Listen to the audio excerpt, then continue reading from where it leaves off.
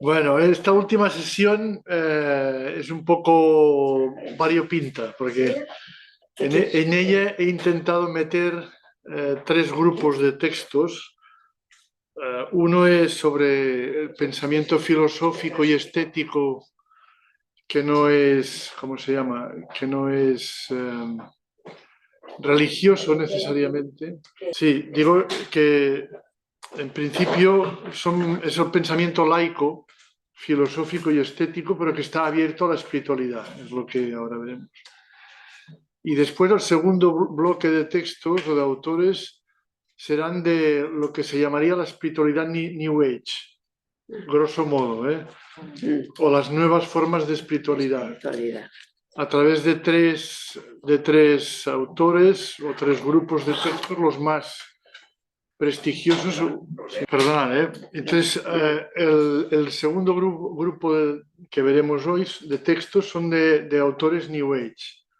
Los más, digamos, reputados, Marilyn Ferguson, que es digamos, la bandera visible del New Age, y después veremos Eckhart Tolle y también el curso de milagros. Sí, sí, sí. El curso de milagros, un poco estos tres. Y después, al final, veremos un ejemplo de lo que sería una ideología y cómo esta ideología, de alguna manera, trabaja la cualidad humana para el cambio social. Y veremos el anarquismo, simplemente el anarquismo, ¿no? He dejado de lado el marxismo y otras ideologías y he centrado en el anarquismo, entre otras cosas porque socialmente quizás es la que esté más activa, más que el marxismo. El marxismo está muy de capa caída, sí, total, sí, y en cambio el anarquismo en muchos movimientos sociales tiene prestigio, la gente le gusta, le valora, y es muy plural, hay mucha diversidad. Entonces, un poco para... Muy bien, pues sin más dilación empezamos con un texto de Goethe. He puesto Goethe porque Goethe es un pensador que no es necesariamente creyente, tampoco es antirreligioso, es un pensador espiritual que influencia mucho, por ejemplo, a la teosofía, que después veremos un poco de rebote, y a la antroposofía, y que está muy abierto a todas las artes y diríamos al cultivo espiritual, y que influencia también a Kandinsky, que lo veremos ahora también. Entonces, vamos a leer un poco este texto de Goethe. Si quieres, Marta, leerlo tú misma, que estás en la pantalla. Vale. Escrito está, en el principio era la palabra. Aquí me detengo ya perplejo. ¿Quién me ayuda a proseguir? No puedo entrar en manera alguna a dar valor tan elevado a la palabra. Debo traducir esto de otro modo, si estoy bien iluminado por el espíritu. Escrito está, en el principio era el sentido. Medita bien la primera línea, que tu pluma no se precipite. ¿Es el pensamiento el que todo lo obra y crea? Debiera estar así.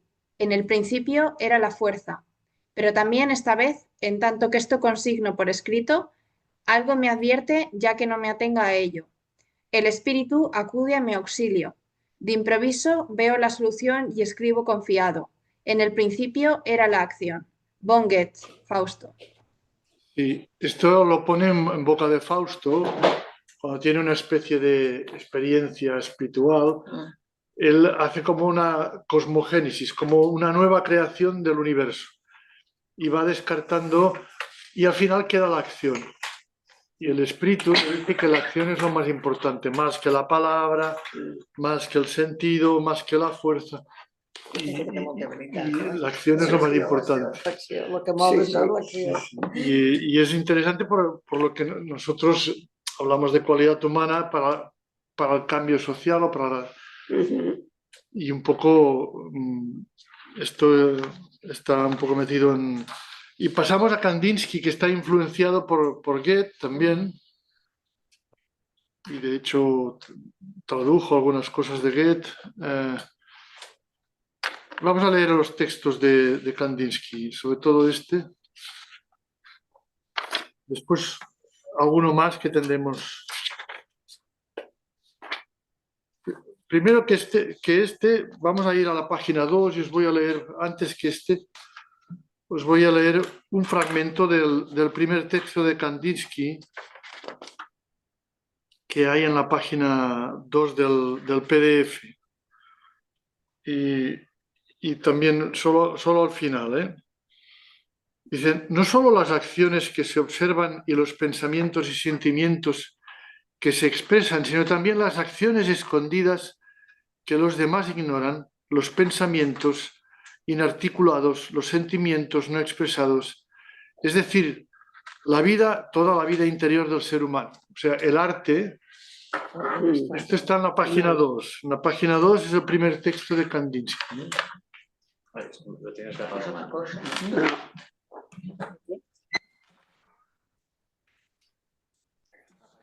Está grabado otra vez. Sí, he empezado el primer texto de Kandinsky. Aquesta la 2, però jo no ho veig, això que dius. Sí, porque he empezado a leer a partir de la mitad del No texto. solo las acciones. No solo las acciones. Aquí, sí, así. No A la solo mitad. Ah, sí, ja està. Sí. Gràcies.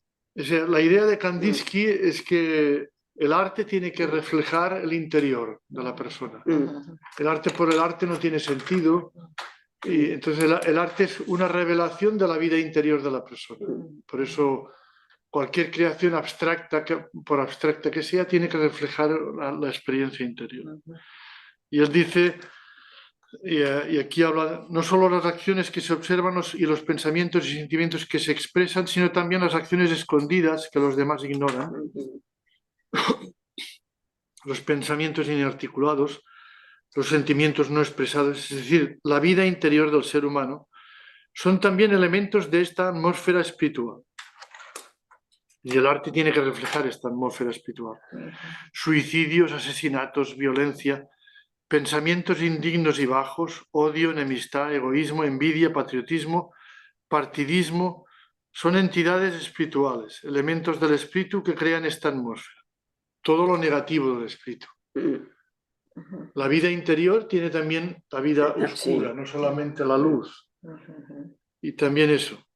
Y por otro lado, el espíritu de sacrificio y ayuda, los pensamientos puros y excelsos, el amor, el altruismo, la generosidad, la humanidad, la justicia, son también entes espirituales que exterminan a los primeros, como el sol destruye a los microbios y deja una atmósfera limpia.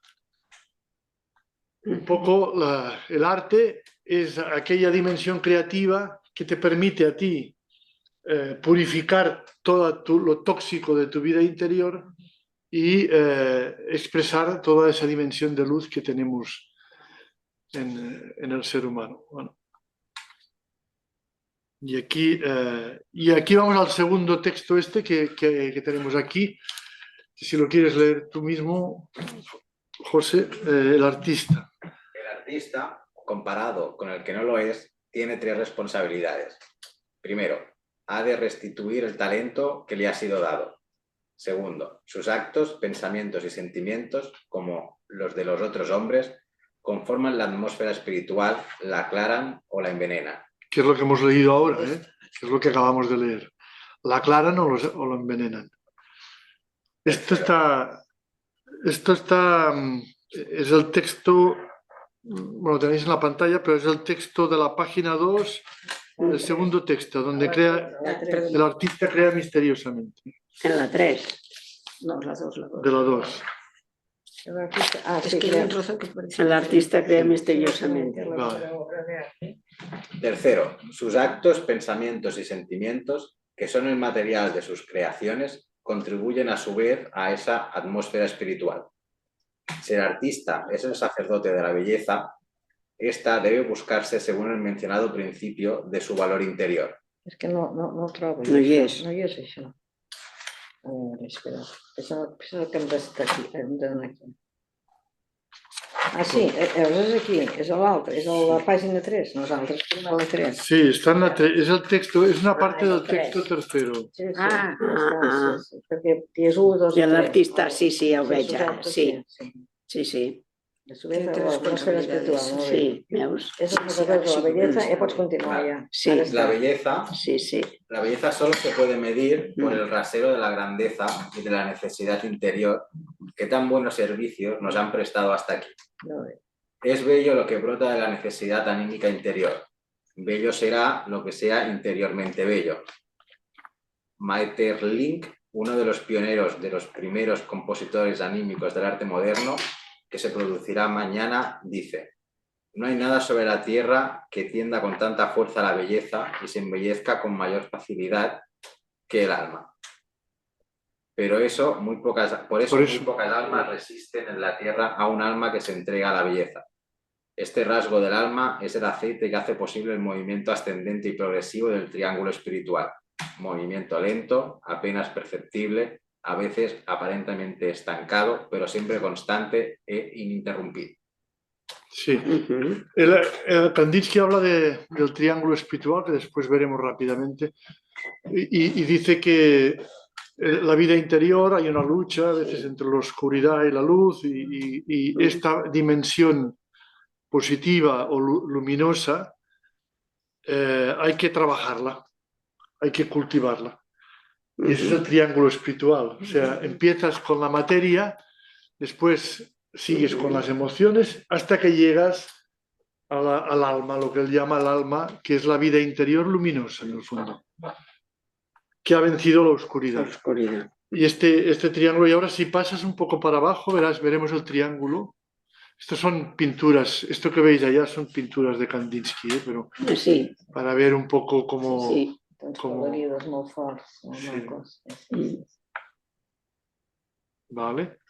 Estas son 3 pinturas y aquí tenemos el triángulo espiritual, pero si lo pasas más el siguiente, aquí veis las 3 dimensiones. O sea, la parte más material, la parte del sentimiento, las emociones, y en la cima del triángulo espiritual está, o de la atmósfera espiritual, está el espíritu, el alma.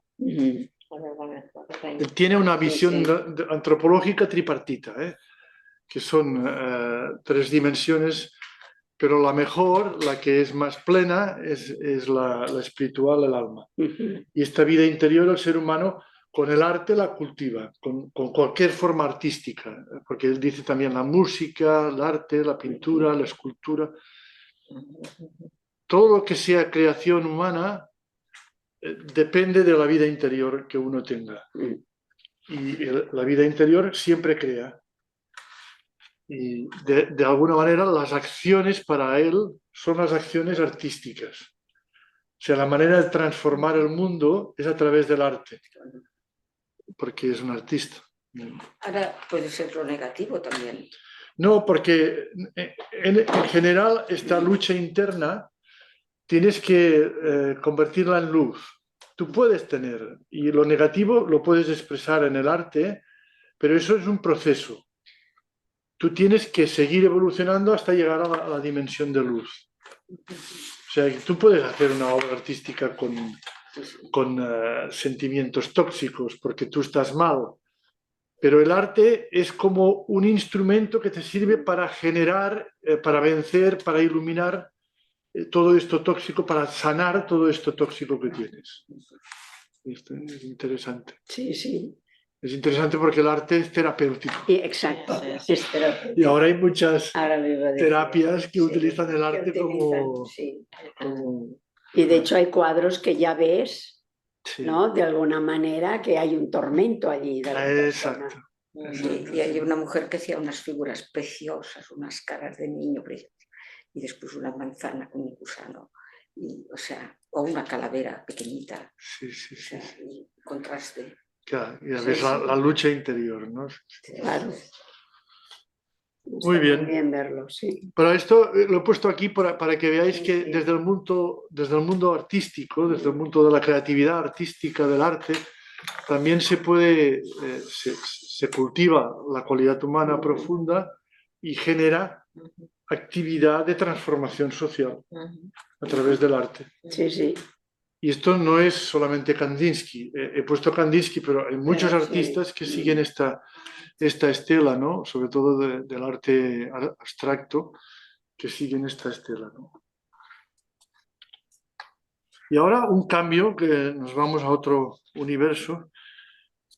Bueno, una cosa, decir que Kandinsky está muy influenciado por Rudolf Steiner, Ah, sí, de la antroposofía. sí. Muy influenciado, directamente influenciado.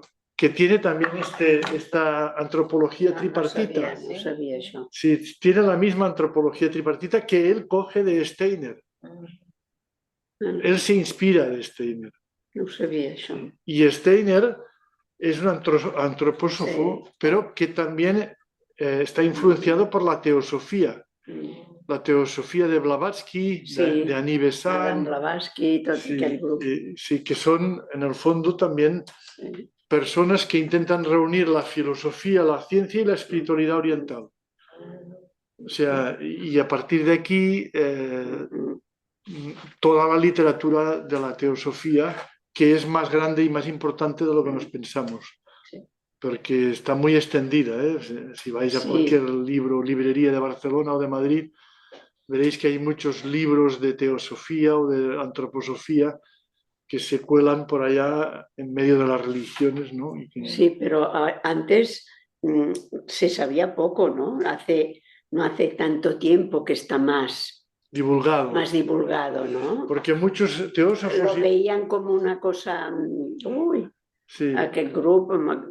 como peligroso. Sí, exacto. Sí. Unos lo verían como peligroso Sí. y algunos de los teósofos y antróposofos querían no divulgar sus pensamientos porque la gente no iniciada no lo entendiera mal. Sí. Para que la gente no iniciada no lo entendiera mal. Ya. Pero ahora cada vez más pasa como la masonería, Sí. que cada vez más sí, son más transparentes. Sí, es verdad. Aún tiene muy mal papel la masonería. Aún tiene mal papel. Con mucha gente que, bueno, desconfían. Es que los malísimos. es que viene de Franco, todo esto viene Pero de bueno, Franco, quizás sí, es Que era... Yo quería entrar y se sí. lo negaron. Sí, ese Franco Era quería entrar, terrible, sí. su hermano era masón. Sí, su hermano era masón. ¿Y su hermano era masón? Sí, sí. Y él Pues quería entrar y no pudo. Comunistas y masones eran... La conspiración judeo-masónica. Sí. Sí. Ahí sí, ara da risa. Da risa, sí, sí. Quan els coneixes penses Mare que meva, són. sí. Pero Steiner es conocido sobre todo por las escuelas Sí, Waldorf, Exacto. que algunos de vosotros conoceréis, Sí, que pues, Sí. esas escoles que... Sí. que introducen la ecoagricultura. Exacto, Sí. todo lo que Les és floretes i tot sí, el que el cultiu de les plantes, la natura. Tinc un nebot que està casat amb una professora d'aquesta escola Sí, i sempre estan les floretes i les cosetes. Sí. Sí. Van a fer un curs de no sé on. Bueno, Sí, No, bueno, ellos tienen muy integrado esto, la materia, la Sí. emoción, todo es una unidad Sí, y todo hay que integrar la naturaleza, la sociedad. está muy bien, todo. está bien. Es Y interesante. Krishnamurti no tiene nada que ver con eso. Sí, Krishnamurti también, sí, porque Anivesa, bueno, una corriente de la teosofía intentó decir que había un personaje que era Krishnamurti, que era la encarnación como Cristo, la reencarnación, el avatar de la nueva era.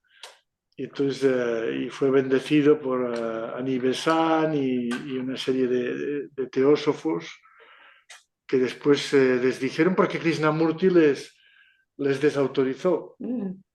Él, en lugar de darles la razón, se giró, se le volvió la tortilla y se giró contra ellos. Pero bueno, sí, Krishnamurti tiene mucho que ver. Iba muy por libre. Krishnamurti. Y después, ahora, aquí terminamos esto, vertiente más, si queréis, Está filosófica. muy bien. Y entramos en la vertiente más estética, y entramos ahora en la vertiente más filosófica, que son dos filósofos. Una es Hannah Arendt, que es filósofo de la acción, la filósofa de la acción, por tanto, interesante, judía, contraria a los totalitarismos nazi y stalinista, y por tanto toda su espiritualidad de la acción es como la reacción contra los totalitarismos. Y después Byung-Chul Han, que es una reacción contra Hannah Arendt, contra la filosofía de la acción. Vamos a leer el texto de Hannah Arendt, si quieres pasarlo. Tú mismo, José, porque ellas no tienen la pantalla. ¿Los leo todos del tirón o...? Sí, vamos a leerlo de la pantalla, que no lo tenéis. Yo Ah, casi vale. os digo que más que leerlo, porque esto lo podéis leer en casa Vale, tranquilamente. vale. Sí, Escuchemos Sí, lo sí. que diga muy bien. y entonces lo comentaré yo después. Sí. No hace lo falta. tienen, però que és aquí, el segon punt ja és aquí, no? L'acción está sujeta a la condición. Sí, sí. Ja està, el segon punt ja pot ser. La acción está sujeta a la condición de la irreversibilidad. Irreversibilidad. Lo que significa que una vez se ha iniciado una acción, nunca se puede deshacer y sus consecuencias son ilimitadas. Eso es muy, muy tradicional de Hannah Arendt. Hannah Arendt dice, cuidado con la acción. Sí, Hay que actuar, pero cuidado. Cuando actúas, lo que haces, Queda no puedes hecho. echarte para atrás. Esborrar. Y Hitler y los nazis ya no se pueden echar para atrás. Lo que ha hecho, hecho está. Lo hecho, hecho está. Y esto tiene una obsesión a Arendt con esto. A lo hecho, pecho. Mm. No Sí, vengas sí. a decirme tú que esto no lo has hecho. Sí, sí. Después hablará, ya veréis, del perdón. Pero esto está obsesionada con esto. Ella es judía y no olvida.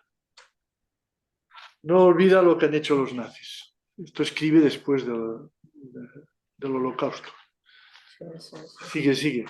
Sin ser perdonados y liberados de las consecuencias de lo que hemos hecho, nuestra capacidad para actuar quedaría, por decirlo así, confinada a un solo acto del que nunca podríamos recobrarnos. Seríamos para siempre las víctimas de sus consecuencias, semejantes al aprendiz de brujo que carecía de la fórmula mágica para romper el hechizo.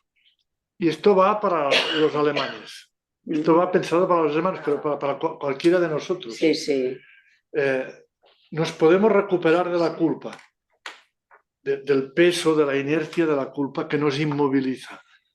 Si pedimos perdón y nos perdonan. O sea, la importancia de pedir perdón y de ser perdonados, las dos cosas. Adelante.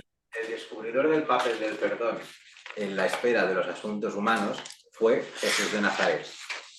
El hecho de que hiciera este descubrimiento en un contexto religioso y lo articulara en un lenguaje religioso no es razón para tomarlo con menos seriedad en un sentido estrictamente secular.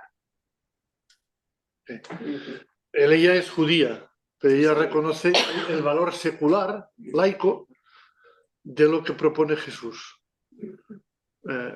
Que de alguna manera es el mensaje universal de Jesús, es decir, el valor del perdón Sí, sí. y de la reconciliación para cualquier ser humano, aunque no sea cristiano, sea budista, sea lo que sea. Y el tercer texto, el último, vaya. Los crímenes contra los derechos humanos, que se han convertido en una especialidad de los regímenes totalitarios, pueden ser siempre justificados por el pretexto de que lo justo equivale a lo bueno o útil para el conjunto diferenciado de sus partes. El lema de Hitler, de que justo es lo que es bueno para el pueblo alemán, es solo la fórmula vulgarizada de una concepción de la ley que puede encontrarse en todas partes y en la práctica solo sería ineficaz mientras pervivan en las constituciones tradiciones más antiguas.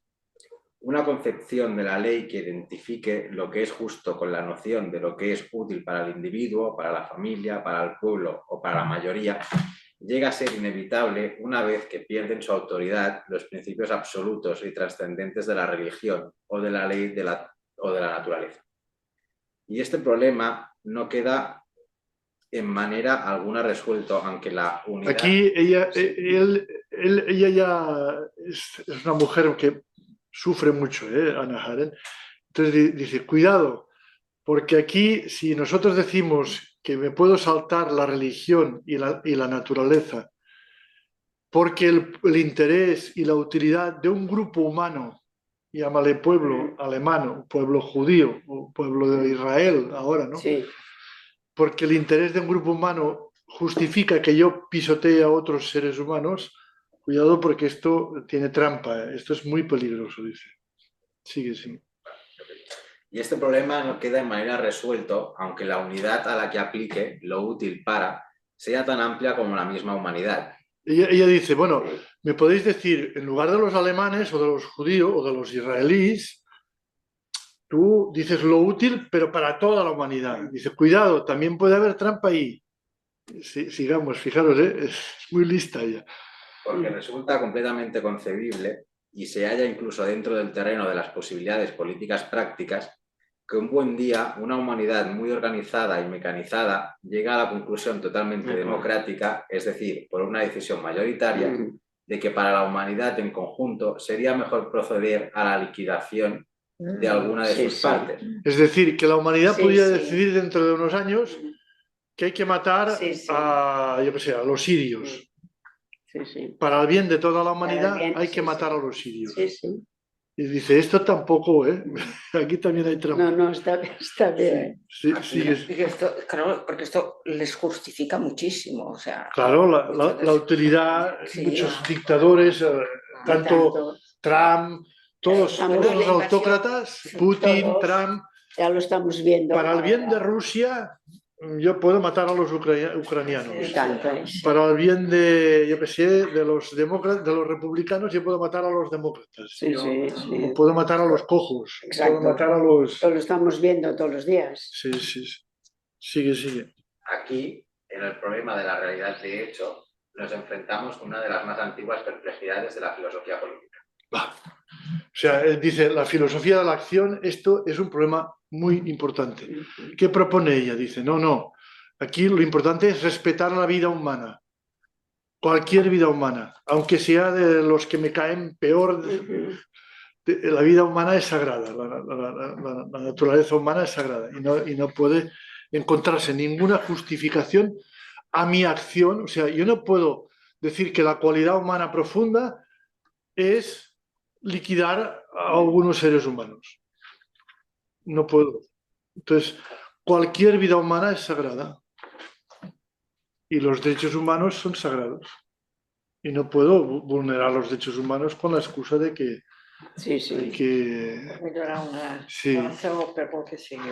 o respetar una cultura, para respetar una cultura, yo qué sé, permitir la ablación, porque hay que respetar una cultura. No se puede, o sea... En fin. Bueno, esto es la filósofa de la acción. Pero ahora vamos al otro. Hoy os voy a hacer bailar un poco, porque está muy bien. Esto es como un twist, Estamos moviéndonos mucho. Y ahora nos vamos al filósofo de la no acción, que es Byung-Chul Han. La inactividad. Que es un coreano que está en Alemania, ¿no? Y es el filósofo de la inactividad. Està molt bé, eh? Sí. M'agrada molt. Lee si quieres tú mismo, José. O bueno, Marta, que lo lea Marta, va esto. Marta, Vale. La pantalla más cercana, que aquí tenemos la pantalla... se ve pequeño.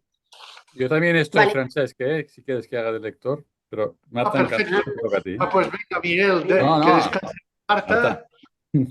O Marta, Bueno, Marta ahora y después Miguel, venga. Vale. Leo yo ahora. Sí, Vale. Marta. La inactividad constituye lo que es humano. La proporción de inactividad en el hacer provoca que se vuelva genuinamente humano. Si no hay un momento de vacilación o de tensión, la acción queda rebajada a una consecución de actos ciegos y reacciones. Sin la calma surge una nueva barbarie. El silencio hace más profundo el hablar. Sin silencio no hay música, sino solo ruido y agitación. El juego es la esencia de la belleza. Allá donde solo impera la dualidad estímulo y respuesta, necesidad y satisfacción, problema y solución, objetivo y gestión, la vida se reduce a supervivencia, a una vida meramente animal. La vida resplandece, en primer lugar, gracias a la inactividad. Cuando perdemos la inactividad como una capacidad, nos asemejamos a una máquina que solo sabe funcionar. Una vida auténtica comienza en el momento en que desaparece la preocupación por sobrevivir, la necesidad de la cruda vida. El objetivo último de los esfuerzos humanos es la inactividad.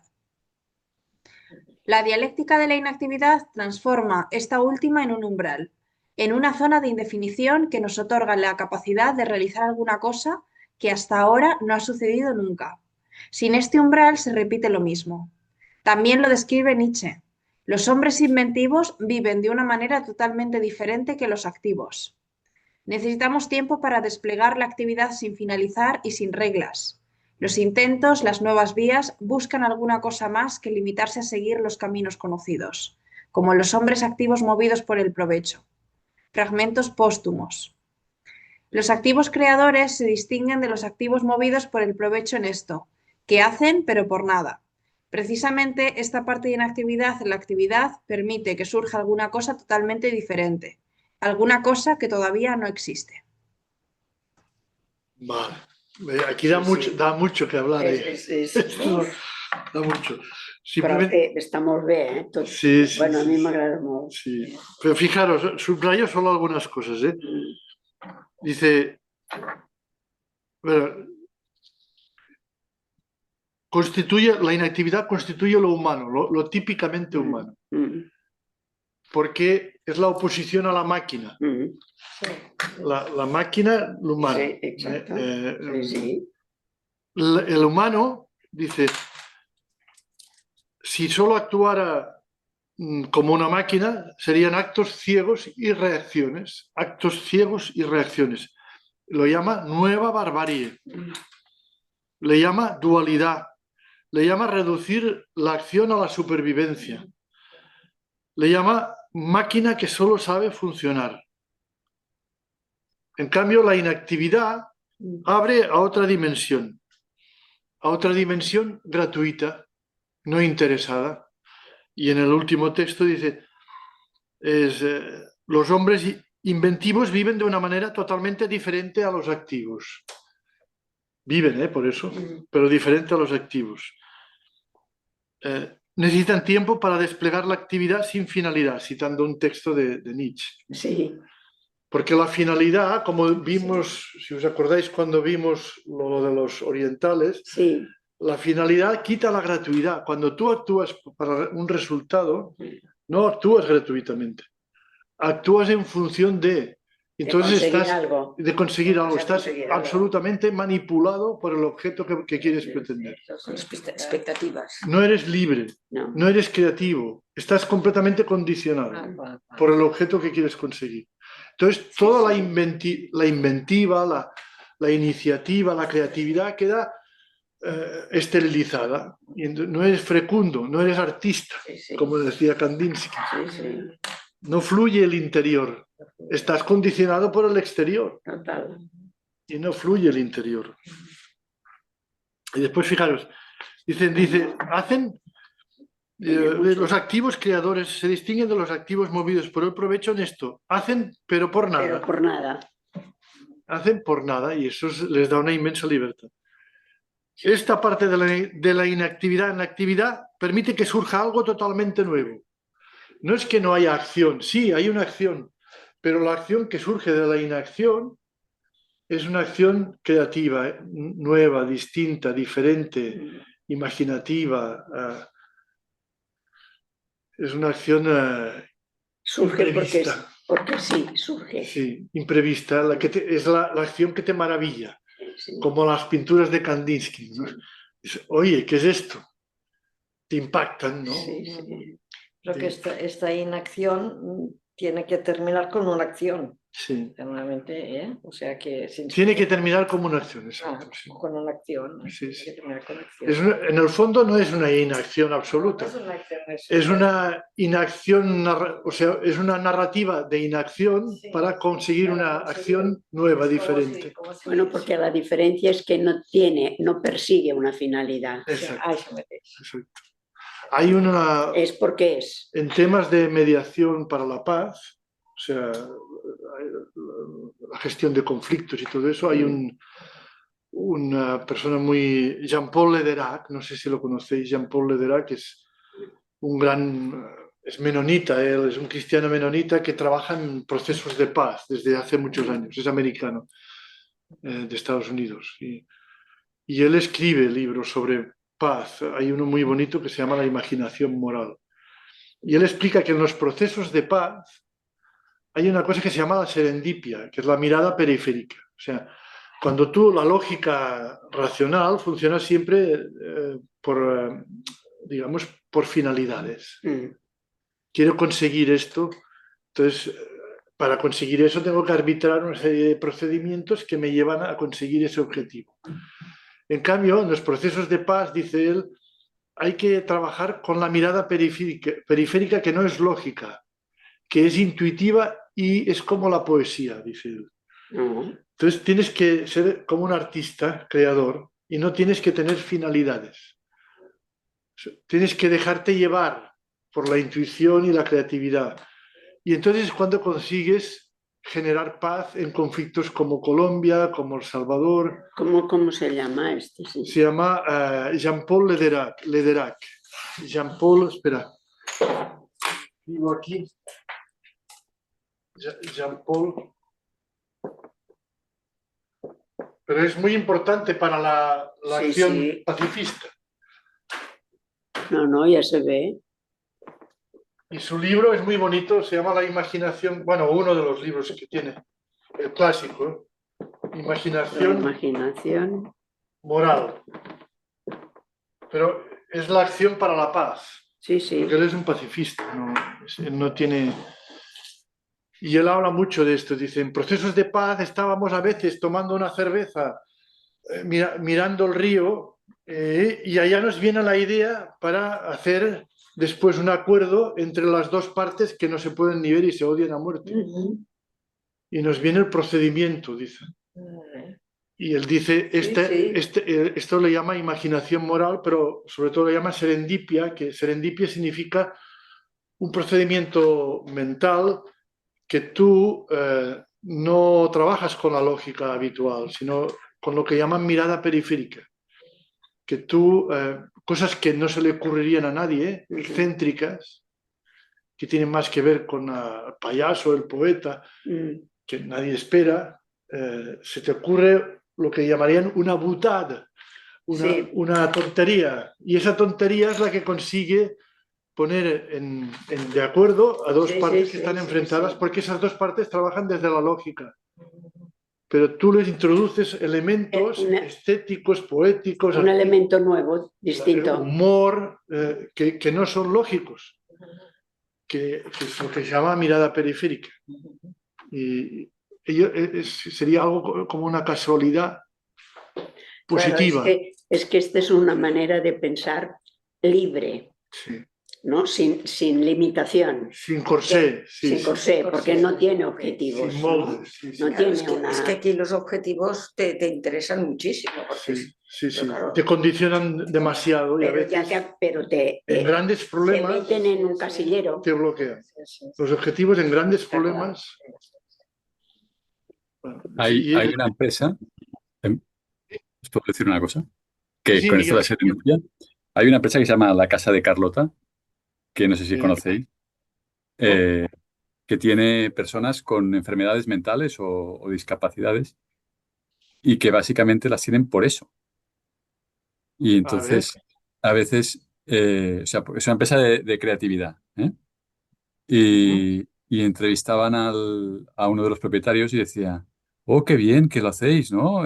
Tanto trabajo a personas excluidas y tal. Y dice, no, sí, en el fondo nos estamos aprovechando. O sea, o están aportando aquí, ¿no? Porque siempre, o sea, tienen tienen una capacidad de aportar ideas que va mucho más allá de lo que cualquiera que se supone que es normal pueda tener, ¿no? Y, o sea, son máquinas de serendipia, estos generadores de serendipia. ¿La empresa? Sí. Sí. Muy bien, bueno, pues este es Byung-Chul Han, que tiene más textos, que aquí os he puesto más textos, pero que va en la línea esta de cuando nos aburrimos. Él dice a menudo, hay que saber aburrirse. Por eso los niños pequeños, antes, yo cuando era pequeño nos aburríamos mucho, no teníamos juguetes, teníamos pocos juguetes. Entonces teníamos que inventar juguetes con cajas, con huesos Había de pies de cerdo. Había un juego simbólico muy rico. Sí, había un mundo simbólico muy Pues rico. los niños ahora no tienen mundo simbólico. No tienen mundo simbólico, entonces no se aburren, siempre tienen muchos estímulos. Y cogen un juego, lo dejan porque ya no les dice nada.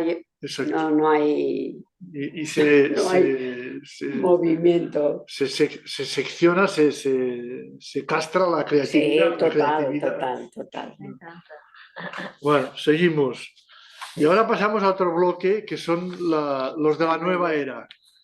La Marilyn Ferguson. Sí, vamos a la Marilyn Ferguson, sí. Miguel, si quieres leer la Marilyn Ferguson, antes de empezar, la Marilyn Ferguson es, bueno, no era ni una profesora de universidad, era una periodista que tenía mucha creatividad ella y muy capaz de relacionar cosas, muy imaginativa y tenía un don de gentes.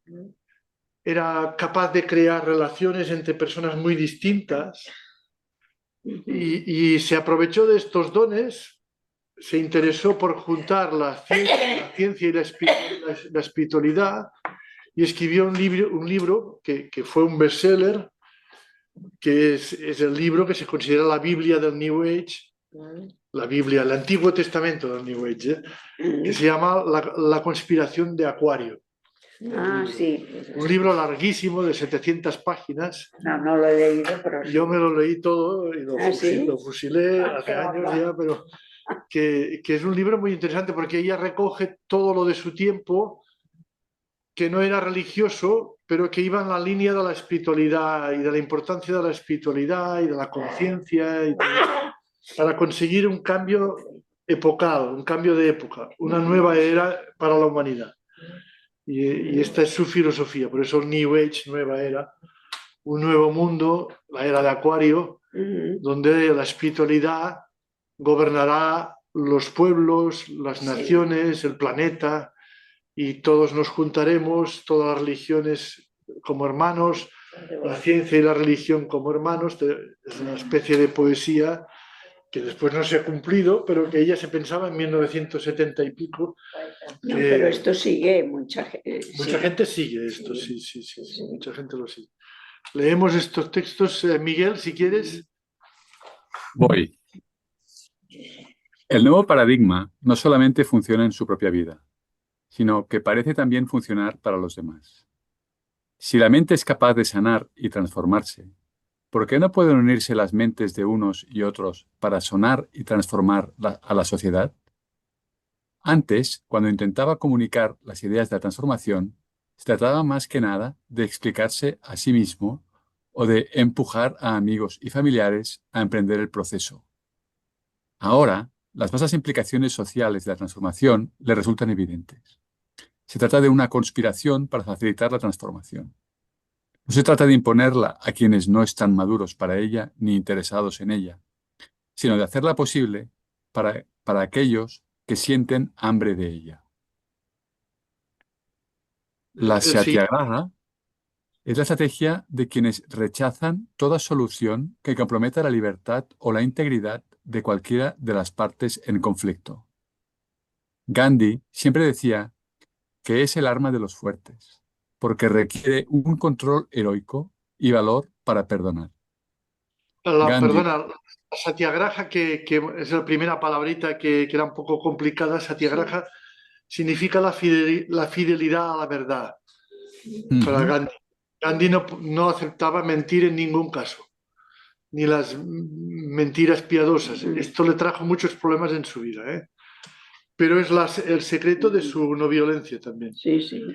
Entonces, la satyagraha es la fidelidad a la verdad en todo. Ajá. Y Gandhi siempre decía que era el arma de los fuertes porque requiere un control heroico y valor para perdonar. Gandhi cambió de arriba a abajo toda la idea de poder. Al visitar un escondite de militares indios en las montañas y al ver sus fusiles les dijo: debéis tener mucho miedo. La satyagraha, le demos el nombre que le demos, es una actitud que desplaza a la política de su antiguo terreno de confrontación, negociación, seducción, y luego para introducirla en un nuevo campo en el que impera la franqueza, la humanidad compartida y la búsqueda de comprensión. Transforma los conflictos en su raíz, en los corazones de los participantes. Supone crear un entorno de aceptación en el que la gente puede cambiar sin sentirse derrotada. Quienes la practiquen deben mantenerse vigilantes y flexibles, poniéndose incluso en el lugar del contrario para tratar de encontrar la verdad. Erik Erikson decía que Gandhi era capaz de ayudar a los demás en el lugar del contrario para tratar de encontrar la verdad. Ya. No. De ayudar a los demás. A los demás a renunciar a costosas defensas y rechazos. La comprensión y la disciplina pueden desarmar o dar un poder más fuerte que las armas.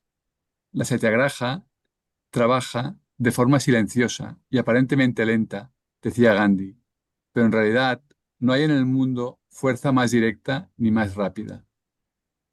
Es una vieja idea, tan vieja como las montañas, decía, y él y sus amigos se habían limitado a experimentar con ella. Los que creen en las verdades sencillas que he expuesto pueden propagarlas solamente viviéndolas. Comenzad donde estéis, decía a sus seguidores. Thoreau había dicho lo mismo. No importa lo pequeño que pueda parecer el comienzo. Bueno, aquí hay dos cosas.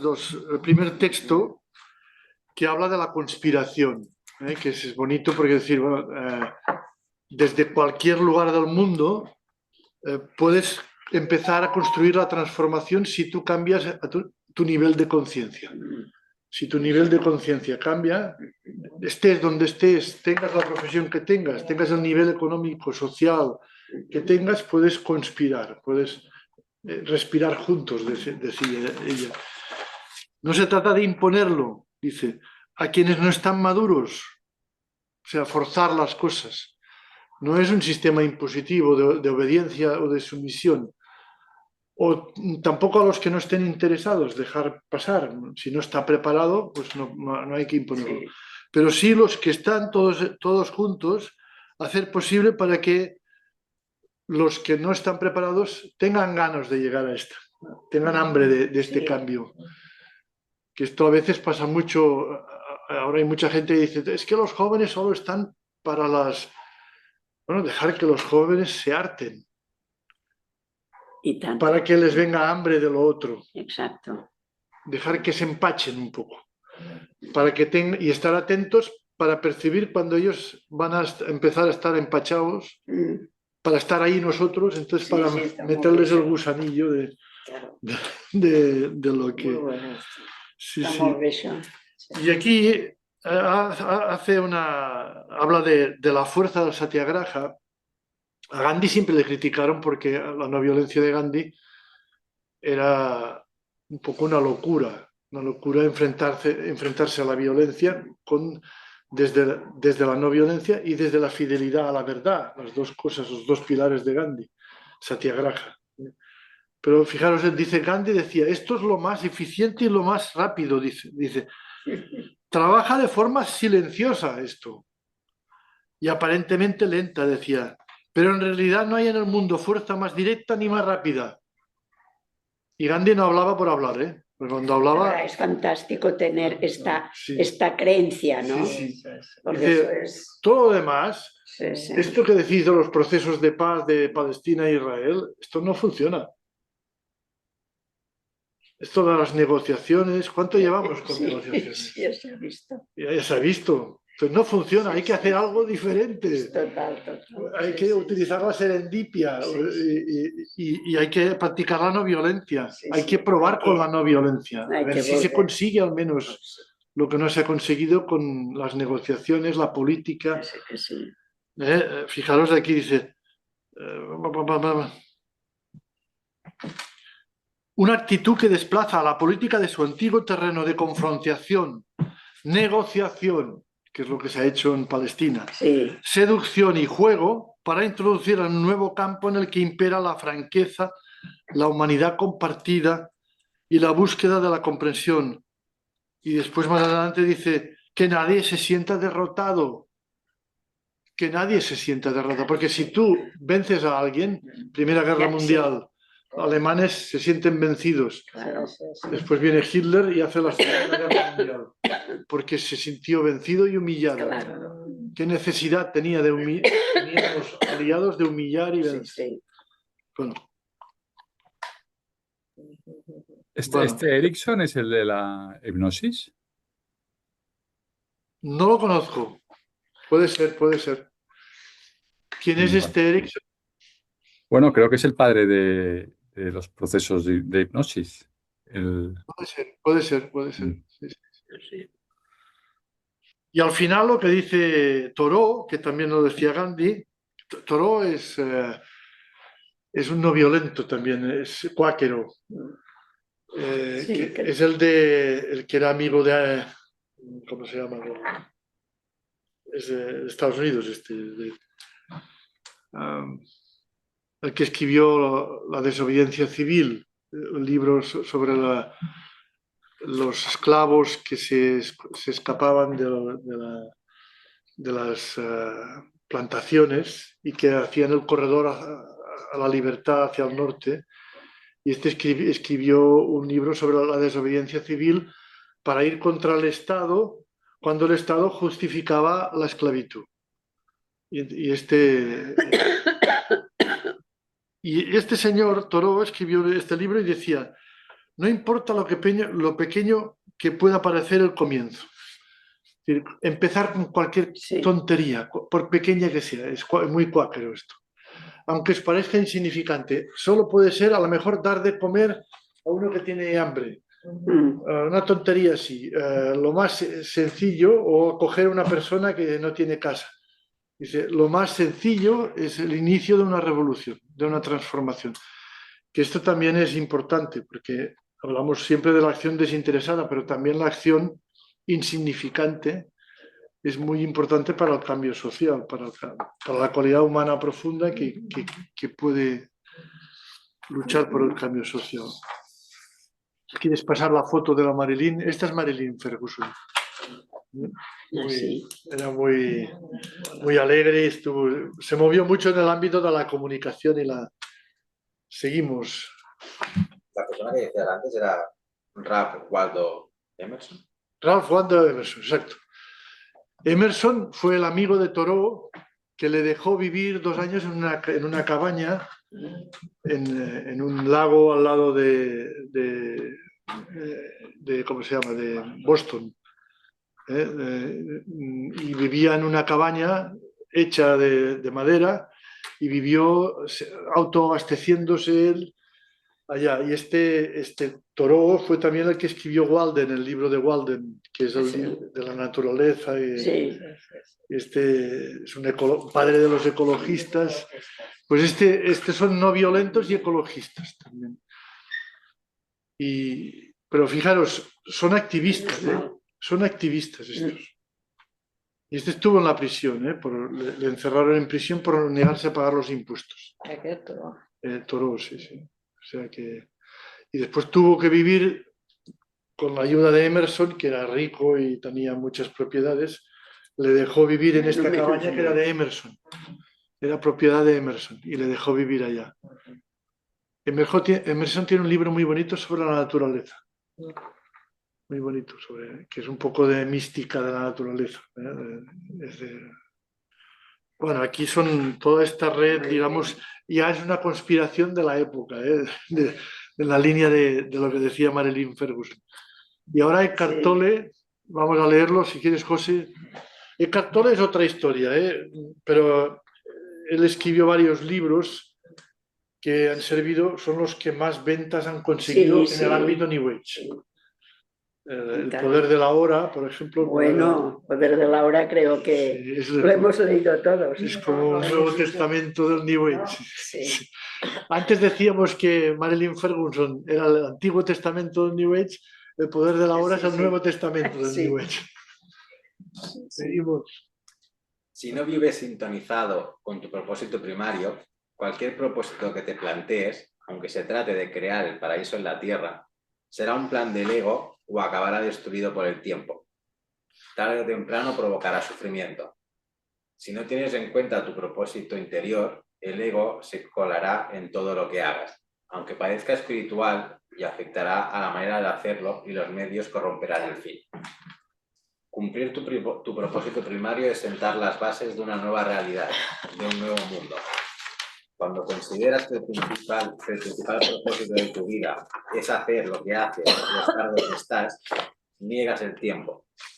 Esto proporciona un poder enorme.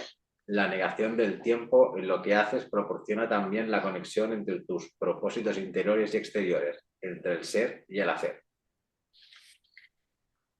Una práctica espiritual muy potente consiste en permitir la disminución del ego cuando se produce, sin intentar restaurarlo. Recomiendo experimentarlo de vez en cuando. Por ejemplo, cuando alguien te critica, te echa la culpa de algo, te insulta, en lugar de contraatacar inmediatamente o defenderte, no hagas nada. Deja que la imagen del yo se mantenga disminuida y ponte alerta a lo que ocurre muy dentro de ti. Durante unos segundos puede que te sientas incómodo, como si te hubieras encogido. Después puede que sientas un espacio interior que está inmensamente vivo. No has quedado disminuido en absoluto, en realidad te has expandido. Entonces, a partir de la forma aparentemente debilitada, puede brillar un auténtico poder. Lo que tú eres más allá de la forma. A esto se refería Jesús cuando decía, Sí. Négate a ti mismo o pon la otra mejilla. Sí, està molt bé, Sí, Molt ben explicat. Aquest Edgar no és un alemany, aquest senyor. Sí, Sí. él es alemán, sí. Lo que pasa es que después se fue a vivir a Un curs amb aquest senyor. Canadá. Sobre aquest senyor. Sí. Jo havia fet un curs fa temps. Sí. Y es... Sí. Enseña la foto si quieres. Es esta. Ah, sí. Sí, és aquest. Este sí que l'he vist. Él estuvo viviendo en Alicante, ¿no? De pequeño o algo así, me suena a mí. Sí, me parece que tanto tú como estabais diciendo lo mismo. Sí. Tú decías que en el Palau Sant Jordi estaba lleno Sí. y tú decías también que estuvo en Alicante, ¿no, Marta? Yo creo que de pequeño estuvo viviendo unos años en Alicante, a mí me suena. Sí. Cierto, sí, es verdad. Mm. Sí, estuvo aquí en España, sí. No m'imaginava més gran. Sí. Él tiene una obsesión que es que el ego esclaviza És la veritat. conciencia y que las acciones que se hacen por ego son acciones que no liberan, que esclavizan. Entonces, la clave estaría en que las acciones que hagamos se liberen del ego. Es el primer texto que hemos leído. Fijaros, dice, Sí. si no tienes en cuenta, primero dice, tener un propósito interior y todo lo que hagamos estar en función del propósito. Porque entonces todo queda liberado por ese propósito. Pero ese propósito interior no puede ser interesado, tiene que ser gratuito, tiene que ser liberado. Si tienes un propósito interior que te libere de tu ego, puedes actuar sin estar pendiente de que los medios corrompan la finalidad que quieres conseguir. Porque finalidad y medios son la misma. No hay finalidad. Por eso. Y después dice, cuando consideres el principal propósito de tu vida es hacer, dice, niegas el tiempo. Porque al no tener una finalidad, vives en un presente eterno, que no tiene futuro ni pasado. Y por eso el poder de la hora, que es su obsesión, claro, el poder de la hora, porque te libera de la esclavitud. Y entonces te consigue hacer que el ser y el hacer sea lo mismo. Al no tener algo que hacer después, tú en el presente puedes a la vez ser y hacer. Sí. No tienes que desdoblarte y separarte y vivir escindido, esclavo de tu ego que genera escisión y división entre el ser y el hacer. Al evitar esta separación, tú puedes actuar de una manera distinta. Y aquí pone la práctica espiritual de cargarte el ego. ¿Cómo puedes cargarte el ego? Pues dejando que se metan contigo. Sí. Esto es una práctica muy habitual que todos tenemos oportunidad de hacer y que no siempre sabemos hacer cuando pasa, porque cuesta. Molesta mucho. Molesta mucho. Ahora cuando dices eso, si alguna vez lo haces, Sí, sí. está muy bien, ¿eh? Sí, sí. Pasa lo que dice aquí. Sí, sí, sí. Sí, sí. Empíricamente Pasa. puedes experimentar lo que Puedes, dice. exactamente, ¿eh? Realmente Sí, sí, porque es... no Sí, es sí. una identidad con una forma, No. que es la del ego. Te permite ir más allá de la forma Sí, y entonces sí. al no tener forma no tienes ego y no te preocupa.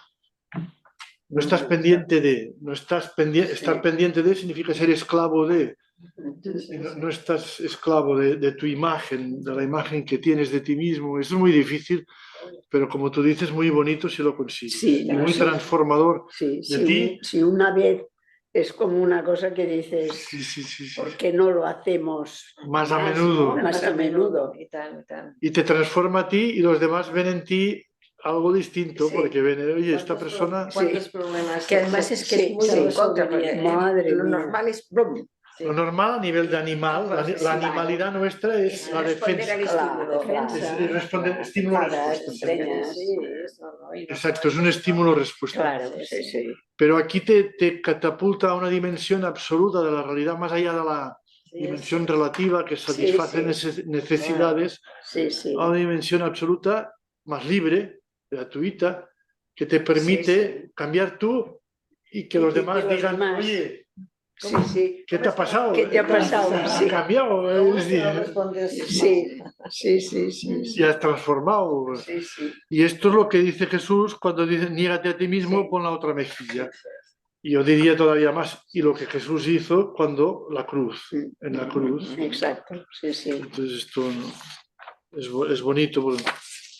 Eckhart Tolle, hay muchos más textos aquí que os he puesto muchos más porque que van todos en la misma línea. ¿eh? Está muy bien. Todos son muy bonitos y todos dan Sí. mucha tela, pero ya los veríamos otro día porque no los leéis. No, el esquema de Tolle me lo salto porque, bueno, sí, bueno, si queréis lo ponemos un momento. Os he puesto aquí un esquema de Tolle en la pantalla para decir que Tolle se centra mucho en la cruz. Pero la cruz de Jesús, él es básicamente un cristiano y budista a la vez.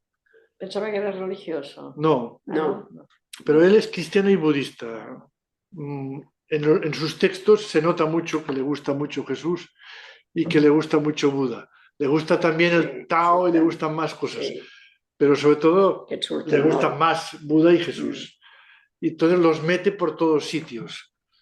Pero sobre todo él habla de la cruz. Dice dice, la identidad de la forma o personal, físico y psíquico, espacio-tiempo, es el eje horizontal. O sea, nosotros tenemos un eje horizontal donde somos animales.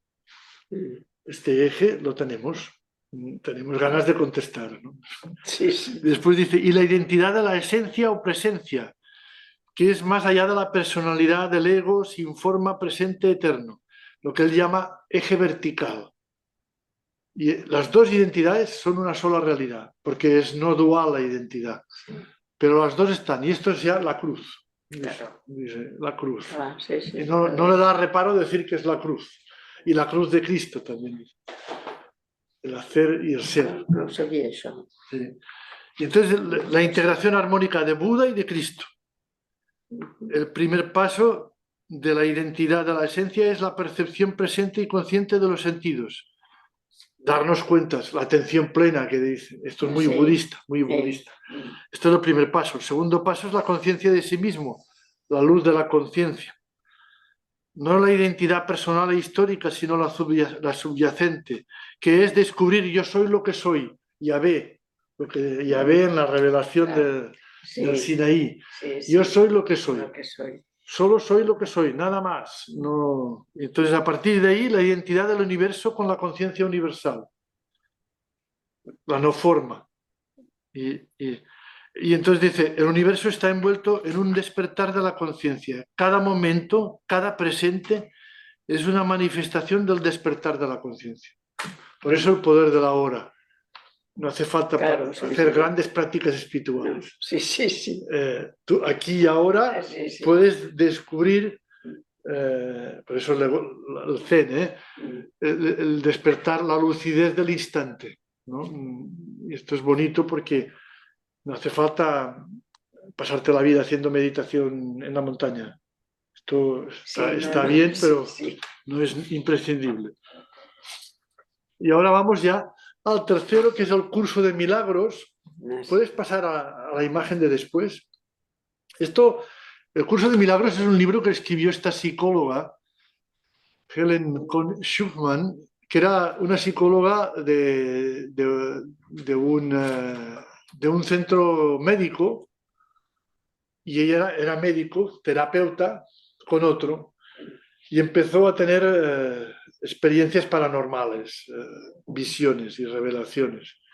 Y como era psicóloga y terapeuta, fue al otro terapeuta y le dijo, oye, ¿qué pasa? Que me estoy volviendo loca. Y el otro terapeuta le dijo, no, era un hombre, dice, no, esto es muy interesante, deja, que fluya todo esto, que salga. Y entonces empezó, y los dos mano a mano escribieron un libro que se llama El Curso de Milagros, que es uno de los libros que ha hecho furor en el New Age. Y hay mucha gente Hay que mucha ha gente. ido al curso de milagros, ¿eh? Sí, y muchos artistas. Sí, o sea, tiene un Músicos, éxito. poetas, Sí. la mayoría de ellos ateos, pero Sí, ateos, conozco gente. ateos o sea, nada religiosos, No, pero que han hecho el curso de milagros sí. O sea, que espirituales. espirituales. Sí. Y este curso de milagros, bueno, yo no lo he leído todo, solo he leído unas 400 páginas, pero es una mezcla. Os voy a explicar un poco. Pon el esquema del curso de milagros. Sí, exacto.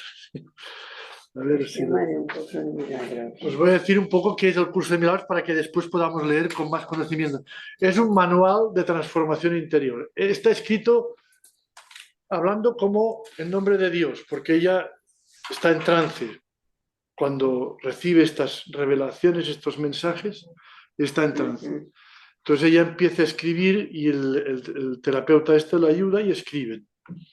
En lugar de rechazarlo lo escrito y decir esto es una parida, esto te estás volviendo loca, no, esto es muy interesante. Y empiezan a... ¿Pero qué sale del escrito? El escrito es muy interesante, pero es una cosa súper original y súper exótica. ¿Por qué ha tenido tanto éxito? Ahora veréis por qué. Es un manual de transformación interior, de psicología, donde se junta, se enseña a renunciar a las creaciones falsas, todo lo que es imaginación, todo lo que es tóxico, renunciar a lo falso. Falso es igual a tóxico, porque son terapeutas los dos. Ya. Y estos no les interesa la filosofía ni la espiritualidad. No, claro. Es la sanación. Esto les interesa mucho. El bienestar psicológico, espiritual y físico. Entonces, es una psicologización de la espiritualidad y al mismo tiempo una espiritualización de la psicología. Es una cosa muy rara. Es un poti, es como un cóctel. Entonces, Yo hace unos años, perdona, yo hace Sí. unos años estuve leyendo, bueno, estuve con un grupo de gente que hacía lo del tema del curso de milagros y lo estuve leyendo y tal. Y es interesante porque utilizo un lenguaje desde mi punto bastante parecido a Eckhart Tolle, que lo hemos visto ahora, ¿no? Con el tema de la desidentificación con la forma y todo eso. Y luego la manera que tiene de transmitirlo está como muy aterrizada en nuestra sociedad. Recuerdo que el libro estaba como dividido en tres partes. Una parte que era de ejercicios que tú tenías que hacer, pues eso, durante X tiempo, ¿no? Y era simplemente, pues, observa un objeto atentamente, ¿no? Y estabas un tiempo, pues eso, prestando atención plenamente a ese objeto. Y luego la semana siguiente pasabas a otro ejercicio y decías, ahora sé consciente de que no eres eso que ves, ¿no? Y cosas así que te iban haciendo como profundizar, ¿no? En todo lo que trataba como de transmitir, ¿no? Precisamente enfocado en esa transformación interior. Y luego recuerdo que había otra parte que era la parte principal del libro, que era un lenguaje bastante complejo, o yo por lo menos cuando lo entendí, cuando lo leí no me enteré de nada. Y luego estaba la parte del manual del maestro, creo, que era más sencillo, te aterrizaba un poco de alguna manera el texto fundamental de un curso de milagros, ¿no? Pero Sí, es sí, muy llamativo porque ha tenido un arraigo muy profundo en la sociedad. Sí, sí, sí. mucho, mucho. Y sobre Sí. todo, ya te digo, en un público entre 20 y 50 años, que es el público que no va a las iglesias. Sí, Ujú. O sea, que es el público que no va a las iglesias, insisto en esto, ¿eh? Sí, sí. Y que no va tampoco a las sinagogas ni a la mezquita, pero en esto sí que... bueno. Pero sí, sí, y hay tres, como has dicho, uno más filosófico, más denso, más teórico, otro bloque de textos más para el maestro y otro bloque para el alumno, para la práctica. Y esto permite que puedas tener varios niveles a la vez. No solo el rollo filosófico, sino después también el rollo del maestro para iniciar a los que no saben y el rollo del discípulo que puede hacer ejercicios prácticos para ver que esto no es una teoría, que es algo para ser vivido, ¿no? Sigo un poco con esto, dice, entonces ella conserva el lenguaje sobre la voluntad de Dios y el papel de Dios. Habla mucho de la acción desinteresada, que es la acción que está liberada del miedo que genera el ego. El miedo que genera el ego. La acción desinteresada es la que se hace sin el miedo del ego, sin miedo al castigo. Por lo tanto, abre la puerta a un Dios del amor que rechaza absolutamente el castigo. Por eso tiene tanto éxito Sí, también. sí. Porque Algo rechaza pensaba yo. toda la culpabilización. Está obsesionado con eliminar la culpa. Sí, sí. Son terapeutas. No quieren saber nada con la culpa. Ni la confesión, ni el pecado, todo esto no les interesa. Por eso los jóvenes Sí, entran sí. bien por aquí, porque no les gusta esto de la... La acción solo pertenece a Dios. ¿Y el ser humano qué ha de hacer? Dejarse llevar por Dios, que es el único que actúa. Esto es genial. O sea, Dios actúa, tú no actúas. Entonces actúas en mano de Dios. Puedes hacer lo que Esto es quieras. como el Remés Balsecar. Yo conozco dos músicos que son de un grupo de rock y son los dos de Curso de Milagros. Sí, sí, sí. Es la antítesis de una persona espiritual. Los ves de fuera y dices, estos son drogatas, los dos. No consumen drogas, ni alcohol, ni nada, pero viven haciendo conciertos de rock. Sí, sí. Bueno. Pero son del Curso de Milagros. Y hacen propaganda del Curso de Milagros donde vayan. Sí, sí, no, la gente que ha hecho el curso, Están yo marcados. hace años conocí varias personas y realmente ha sido su, no sé si, Porque es muy terapéutico. sí, sí, o Es sea, muy quedaron Es muy terapéutico. Es muy terapéutico. Sí, sí. Es muy terapéutico, en un lenguaje Sí. que ahora puede costar algunas, porque todavía habla mucho de Dios. Por ejemplo, en Estados Unidos ha tenido mucho éxito. En Europa es más difícil, porque en Europa lo de Dios genera anticuerpos. Pero también aquí en Europa, ¿eh? Bueno, y la enfermedad se identifica con la idolatría. O sea, si tú estás enfermo es porque eres un idólatra. Entonces, ¿te puedes curar cómo? Pues dejando de idolatrar a los falsos egos, Ujú. conociendo tu identidad profunda, que es la de Dios. Entonces, no. Tú eres Dios en el fondo y estás libre de cualquier culpa y actúas en nombre de Dios.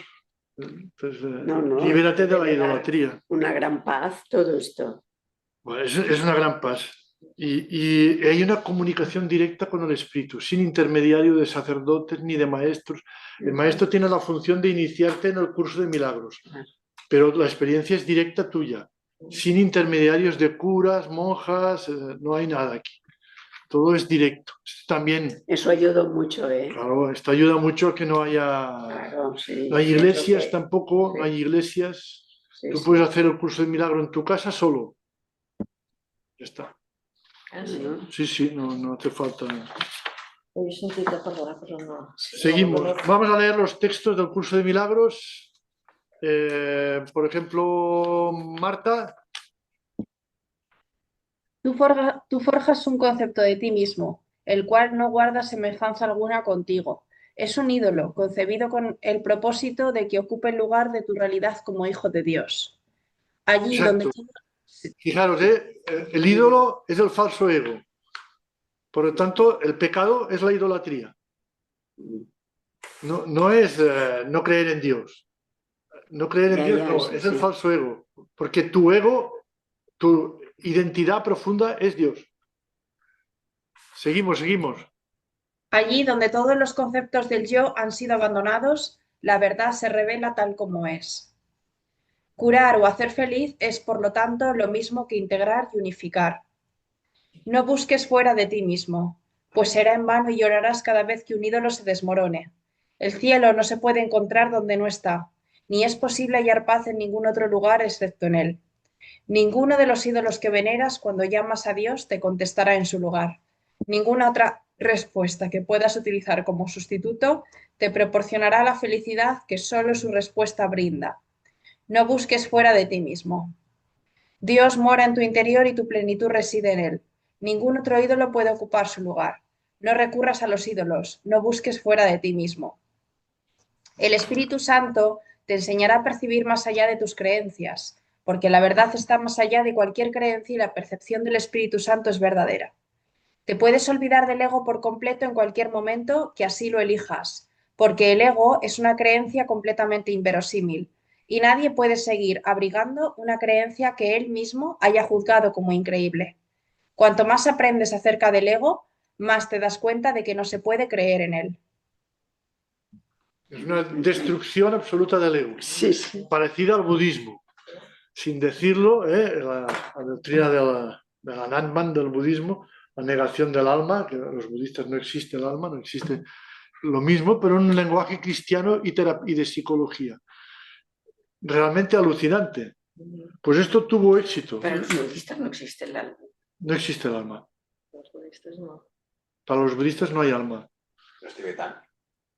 Los Mahayana y los Hinayana, todos. Esto es absoluto. Es uno de los dogmas budistas. Sí, cuando escriben libros ponen alma, Sí. pero no creen en el alma. Ellos lo utilizan como un lenguaje de comunicación, Sí. pero no existe el alma. Para los budistas el alma. Hay un libro, perdona, que se llama Los tres pilares del Zen, que yo leí hace años y hay una página, no me acuerdo ahora mismo cuál es el número, en la 114 puede ser o algo así que me suena, pero no me acuerdo. Y es que dice, es muy curioso, porque dice que en lo profundo, en el proceso de interiorización y de llegar a lo profundo, hay un vacío que está lleno de vida. Y eso me llama enormemente la atención, ¿no? Porque es la única vez que lo menciona en todo el libro, habla constantemente del vacío propio del Zen, ¿no? Pero en el fondo dice que está lleno de vida, ¿no? Claro. Cuando dicen que no hay ego, no dicen que no haya nada. Dicen, claro. o bien aquí, el curso de milagros, que hay Dios, pero un Dios que no tiene forma, que no tiene ídolo, que no tiene imagen. Un Dios que no tiene ídolo significa que no tiene imagen, que no tiene forma. O, en el caso de los budistas, el vacío suñata, que hay una realidad que no se puede formalizar, no se puede explicar, no se puede definir. Pero sí que hay algo. Lo que pasa es que es algo que no tiene, por eso no tiene forma. Entonces, ese algo se le puede llamar nada. Pero los místicos también hablan de ello. También, sí, todos. Por ejemplo, Juan de la Cruz. Juan de la Cruz, Eckhart, el maestro Eckhart. Exacto, sí. Hablan sobre este tema. Sí. Porque no se puede definir. Es un algo que se le llama vacío porque no sabemos qué es. ¿Qué es? Y lo peor que te puede pasar para uno que tiene experiencia de esto es transmitir a los demás que esto es alguna cosa. Sí. Porque no es una cosa. Sí. Es mucho más que una cosa. Sí. Entonces no. Pero la física cuántica también. También va en la línea. También va en esta línea, ¿no? Sí. Y ahora teníamos que ir pero no tenemos tiempo. No, lo siento, me he calculado bien, a los anarquistas. Os he puesto textos anarquistas, os los miráis en casa, Sí. pero os voy a decir qué pretendía poniendo anarquistas aquí. Esto sí que os lo voy a decir. Sí, son... Perdona, Està molt bé, he puesto Social humanista. como Sí. una revolución social Sí, sí. humanista. Muy ¿Qué, bien. qué pretendía yo aquí con esto? Bueno, presentar cómo el anarquismo tiene una espiritualidad que descubre que para cambiar el universo, el ser humano tiene que comprometerse. Tiene que comprometerse. Y con diferentes tipos de acción. Pero esta espiritualidad, digamos, de la acción, que estaría más en la línea de Hannah Arendt que no en la línea de Byung-Chul Han. Sí. Esta espiritualidad de la acción pasa por una cosmovisión, una visión del universo, donde la materia es espiritual, tiene una dimensión espiritual. Ellos no lo llamarían así, pero tiene algo de holístico, la materia, de global. Y esto lo podéis ver en los textos. Hablan mucho, por ejemplo, de interdependencia. Hablan de ayuda mutua. Sobre todo los textos de Kropotkin, pero también Bakunin.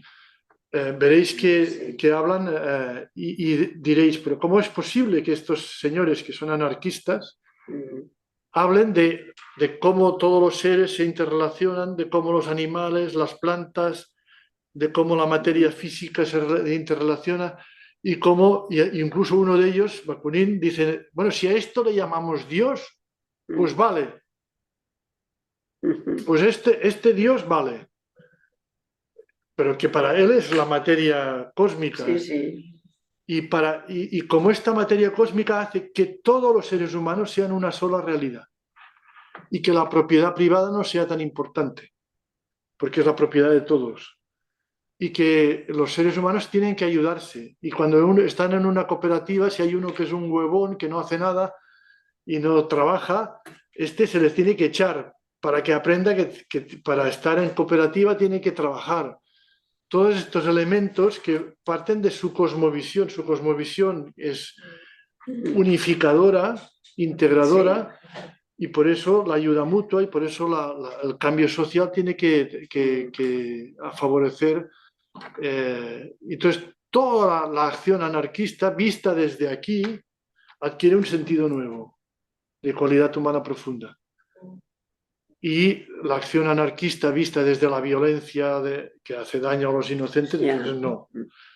No tiene sentido. Pero vista desde aquí sí. Y entonces entenderéis por qué a muchos jóvenes, incluso en la Guerra Civil Española, a mucha gente, la visión esta poético-revolucionaria les atrajo porque era una visión de solidaridad cósmica.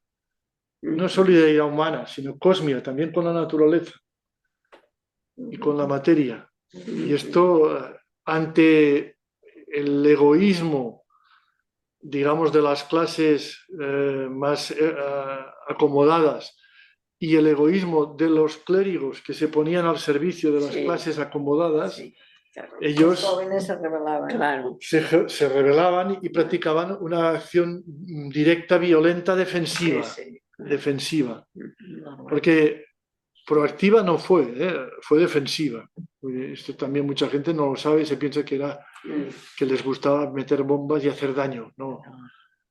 Hay muchos anarquistas y sobre todo mujeres anarquistas que eran no violentas, pero que se vieron empujadas a la revolución. Y esto lo veréis en los textos que leeréis y veréis que hay cualidad humana profunda. Y esto es una espiritualidad atea, sin Dios. Veréis que hay muchos ataques a Dios, pero estos ataques a Dios siempre veréis que son porque para ellos Dios es la justificación del Estado y de la opresión y de la sumisión. O sea, Dios es igual a Estado y Estado es igual a sumisión y opresión y esclavitud y desigualdad. Y por eso ellos estaban en contra de Dios. Pero no están en contra del Dios porque hay a Bakunin ese famoso pasaje donde él dice, bueno, hace una definición de naturaleza y de materia que es poética, es Dios, la definición de un Dios. Y después dice, y no se puede definir. La naturaleza y la materia es tan inmensa que nadie la puede definir, ni la puede encorsetar. Y al final dice, y si esto es Dios, pues sí, a esto yo me apunto. Ahora, al Dios de los empresarios, al Dios de los burgueses, al Dios de... No me apunto. A esto no me apunto. Por eso yo lo he puesto como cualidad humana profunda que empuja a la acción desde una visión cósmica de integración, de inclusión y todo. No, los comunistas no los he puesto porque es otra historia más complicada, para mí mucho más complicada. Estos son más, veo más espiritualidad en los anarquistas que en los comunistas. En los tres que os he puesto Proudhon, os he puesto, que es el padre del anarquismo así más clásico, Kropotkin y Bakunin, pero hay muchos más y José conoce a muchos más. Bueno, y aquí tenéis un anarquista que también es espiritual, ¿eh? Pues es pena que se sepa tampoco, ¿no? Que se sepa toda esta parte. Encuentro que en general se sabe poco. Se sabe poco. Se sabe. No, no, Se no. sabe la política que... Exactamente, ¿no? Ha habido Entonces, con etiquetas malas también. con ¿no? etiquetas malas, Sí. sí. Y ha habido un interés de los medios políticos y de la Sí, prensa y exacto. de presentar a los anarquistas Sí, sí. como diablos de la violencia. Total, total. Pero si leéis estos textos ya me diréis vosotros, a ver qué os parece, pero La Federica Montseny no era era anarquista. Sí. Sí, era, o sea, había Sí, unos sí. libritos pequeñitos que te informaban y era precioso. Sí. Ferrer y Guardia también. Ferrer y Guardia. Ferrer y Guardia. Ferrer y Guardia, sí. fíjate. Sí. Y hay muchos más. Hay varias en Estados Unidos, por ejemplo, muchos anarquistas conocidos, mujeres anarquistas, que leerlas es reconfortante y está muy cercano a lo que sería la espiritualidad o la cualidad humana profunda. Entonces dices, bueno, aquí alguien nos está engañando, ¿no? Con Sí, alguna sí, pretensión. es que eso es Yo creo que el capitalismo tiene un interés, ha tenido un interés también en etiquetar a Sí, todos claro, estos. claro. No fuera que los jóvenes volvieran Sí, yo creo que hay mucho de esto. a enamorarse de esto y que algunos Un peligro. son un peligro, porque hay algunos que por la acción Sí. directa se pusieron bombas y Sí. entonces, tienen miedo que venga esto. Sí. Yo no digo que esto no sea un peligro, ¿eh? Como también en la espiritualidad, cuando Bueno. haces mística, hay un peligro también en las corrientes místicas que terminaron haciendo orgías, Ya. que los hay. Mm. Pero esto es una minoría minoritaria, Sí, y exacto. la minoría minoritaria no nos tiene que No, quitar sí. todo lo demás, ¿no? Es como decir que Gandhi era mala persona porque le hacía limpiar el lavabo a su mujer. No, vamos a ver, Gandhi el 99% era una gran persona, pero tenía un tanto por cien que era un ser humano y tenía defectos. Nos fijamos Y en... además es cambiarlo, es una malversación, o sea, Claro. de la idea se cambia la idea. Se cambia la idea, exacto. Pero tú no puedes decir que una persona, porque tiene una pequeña debilidad, todo lo que dice y piensa y hace es malo, ¿no? Porque entonces nadie haría nada, ¿no? ¿Cuánto se hace esto, eh? Sí, mucho. Uf, Sí, pero una esto es se terrible. portan estupendamente toda la vida y por unos Sí, cambios es que tengan terrible. ya está.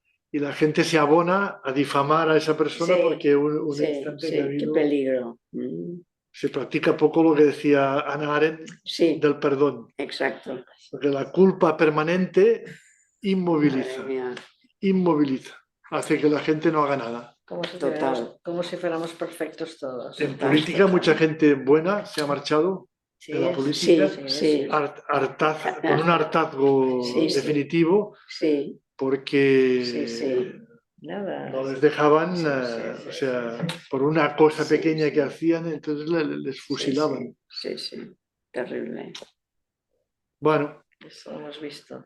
Pues bueno, lo dejamos aquí. Espero que haya servido un poco Pues para qué presentar bien. esto de la Qué bien ha ido. cualidad humana Precioso, como precioso. poder de Está transformación social. No estupendo. sé si queréis hacer los de la Interesante. pantalla, queréis decir algo, porque hemos hablado más los que estamos aquí. Muy interesante. Marta o Marta. Miguel. Miguel. Bien. No, muchas gracias. Ha estado un curso muy chulo. Muy bien. Gracias, Francesc. Gracias a vosotros. Venga, que vaya bien. Adiós.